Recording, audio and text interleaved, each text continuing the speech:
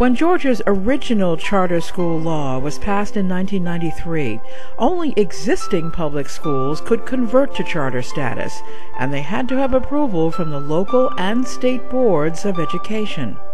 A charter school is an individual school that has a performance contract that governs its operations. That charter provides increased flexibility in exchange for increased accountability for student achievement. Attorney Andrew Broy is Charter Schools Director at the Georgia Department of Education. We talk a lot about school-level governance and about governing councils of charter schools, but all of that is really designed to drive student achievement. So it's kind of a means to an end, and the ultimate end of any charter in this state is to take your students from where they are now and to move them forward.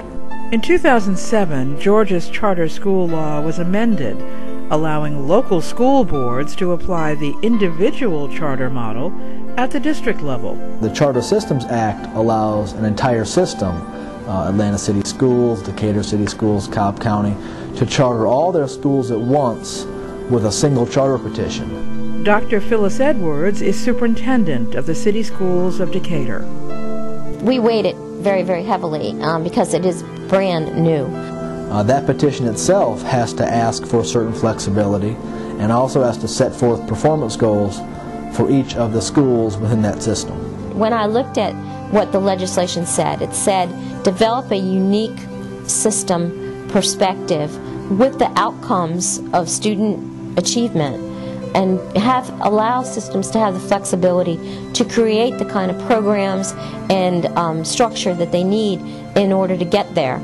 Decatur City Schools began its charter system journey with community information sessions in September and October of 2007. The Decatur Board of Education approved the district's charter petition in December of 2007. This school system, more than any other system that I've ever seen, is one that really is kind of like the heart of the city.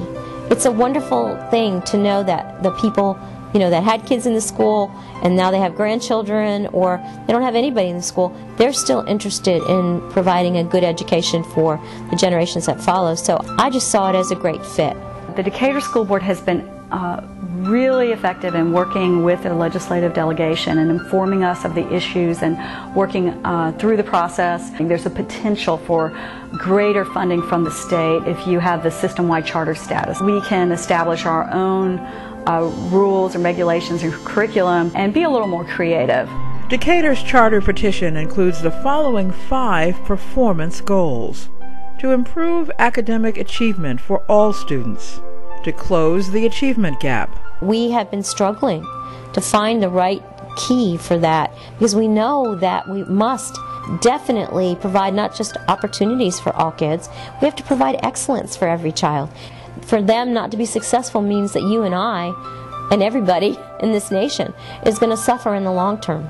The remaining 3 goals: to act as a system, to be fiscally responsible, and to strengthen ties with the community. From the beginning of the process, many state education officials felt Decatur's petition was exemplary. It was obvious to me when I reviewed the petition that Decatur, more than any other system petition this year, did a job of working with the community to develop the petition. They had more listening sessions. They took feedback from the community, from parents, from teachers, from local business leaders, and reflected all that in the petition. Andrew Broy says another aspect that made Decatur's petition strong was its use of waivers. What Decatur did was go through the petition and set forth what waivers they're seeking from state law.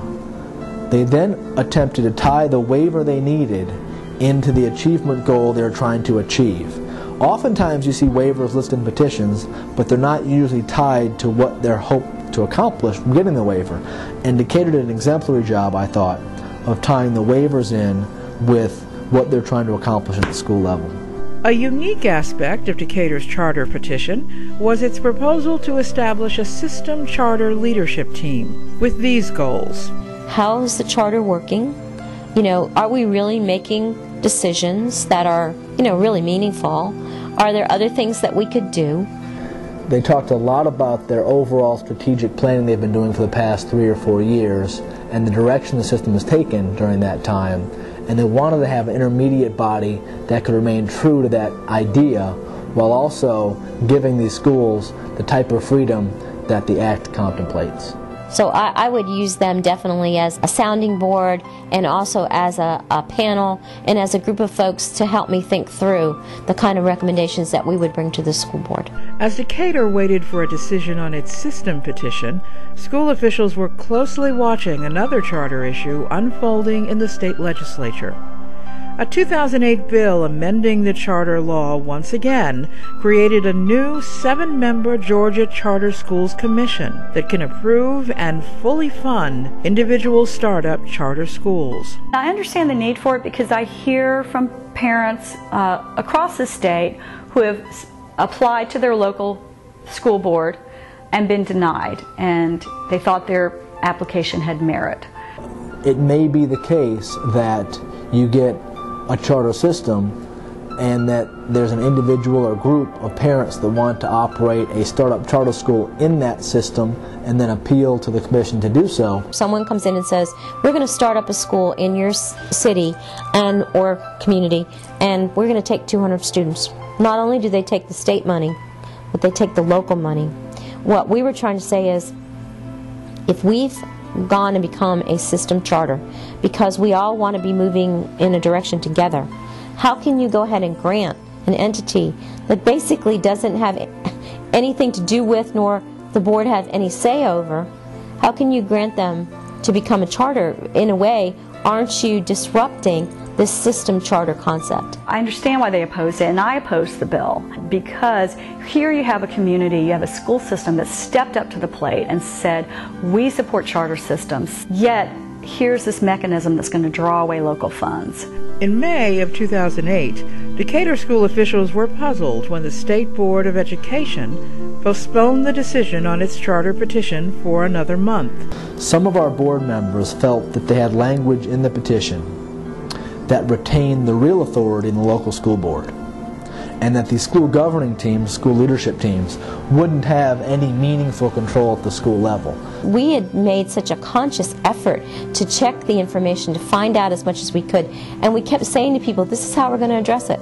This is what we believe will work. Actually, I think in some ways we got penalized because we were so thorough. On June 12, 2008, the City Schools of Decatur's charter petition was unanimously approved by the State Board of Education. One state board member predicted that the City Schools of Decatur would be the shining star of Georgia's new system charter initiative. I think we have been the poster child and we've been out front on this issue. You know, I believe that we will be the shining star, and I believe that we can also help others that think that maybe they just might want to put their toe in the water. The City Schools of Decatur's charter contract begins on July 1, 2008 and runs through 2013. Everyone involved in this new initiative says implementation will not happen overnight.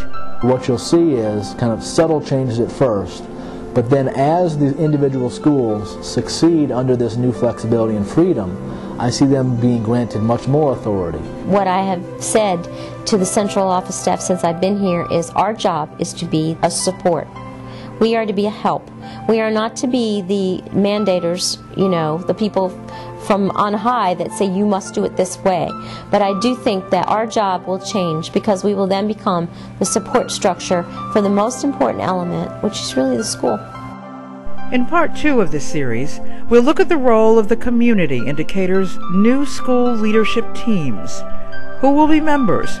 How will they be trained to serve in those elected positions? And what authority these teams will ultimately have at each of Decatur's city schools?